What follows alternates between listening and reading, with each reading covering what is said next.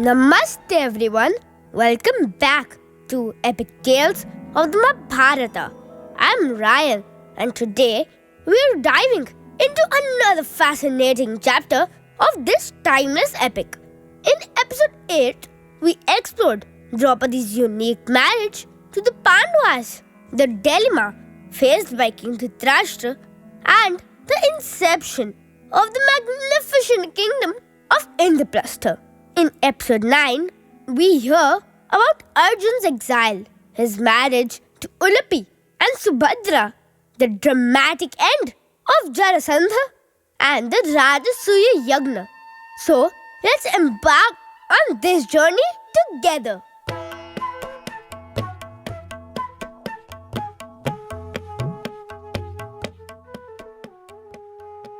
One day, a Brahmin came to Arjun in great distress, pleading for help. A group of bandits had stolen his cattle. As a Kshatriya, Arjun felt it was his duty to help retrieve them. However, his weapons, which he needed to fight the thieves, were kept in Draupadi's chamber, where Yudhishthir was with her then. Arjun was torn between his duty as a warrior and his commitment to the vow. By an earlier agreement, the brothers had promised not to disturb each other when they were with Draupadi, and breaking this rule meant that the violator had to go into exile for 12 years. Despite knowing the consequence of breaking the rule, his sense of responsibility to protect the Brahmin took precedence. Arjun entered Draupadi's chamber, took his weapons, and helped recover the Brahmin's stolen cattle.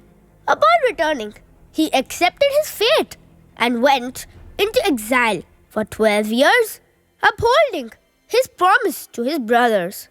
With heavy hearts, the Pandavas bade Arjun goodbye. Arjun's exile was not just a punishment, but a journey of self-discovery and adventure. He wandered through the forests and kingdoms. One day, while Arjun was bathing in the river Ganga, he felt some underwater creature tugging at his feet and drawing him deep into the water. Soon, he found himself in a beautiful underwater palace. He was spellbound at the sight of Ullipi's beauty, who desired to marry Arjun. Arjun married Ullipi, but expressed his desire to leave soon after their son Irvan was born. Ullipi agreed and blessed Arjun with a boon that no underwater creature would ever harm him. This boon helped Arjun rescue the 5 nymphs who had turned into crocodiles due to a Brahmin's curse. But Arjun's adventures were far from over. Arjun traveled far and wide, meeting new people and gaining new skills. His path eventually led him to the city of Dwarka, ruled by his dear friend Lord Krishna. Dwarka, the city of Krishna, was beautiful and splendor, much like the Pandavas own Indraprastha. While in Dwarka, Arjun encountered someone who would change his life forever, Subhadra, the sister of Lord Krishna and Balram. Subhadra was as wise as she was beautiful, and Arjun didn't take long to fall deeply in love with her. But, of course, love in the Mahabharata is rarely simple. Subhadra's marriage was not just a matter of the heart, but also a political matter. Balram, Subhadra's elder brother, had already promised her hand to Duryodhan. This presented a problem. Arjun had to navigate his feelings and the delicate dynamics of 2 powerful families. Knowing this, Arjun hesitated to express his love for Subhadra. It was Krishna, ever the clever strategist, who devised a plan.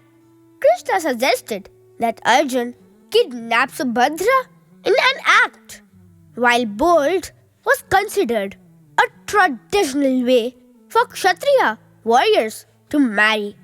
But Krishna warned Arjun to be respectful, suggesting that Subhadra herself should be involved in the decision. Now, Subhadra was no ordinary princess. She was as thoughtful as her brother Krishna and as strong-willed as Balram. Krishna, knowing his sister well, approached her about Arjun's feelings. Subhadra, who had already heard of Arjun's valor and virtues, was quietly in love with him. She agreed to the plan. And so, on a fateful day, as Subhadra set out for a holy pilgrimage in her chariot, Arjun appeared. With Subhadra's consent, he whisked her away in true Kshatriya fashion. They rode off, and though it seemed like an abduction, Subhadra was fully a part of the plan. When the news reached Dwarka, there was an uproar. Balram, furious that his sister had been taken, was ready to declare war on Arjun. But Krishna, ever calm and wise, explained that Duryodhan was over-ambitious and greedy and would never keep their sister happy. Slowly, Balram's anger cooled and he realized that Arjun was a superior choice for his beloved sister. Subhadra and Arjun were married, and their union brought joy not only to them but enhanced the bond between the Pandavas and Krishna. In time, Subhadra gave birth to Abhimanyu, a young warrior whose bravery would become legendary in the Mahabharata. But that's a story for another day.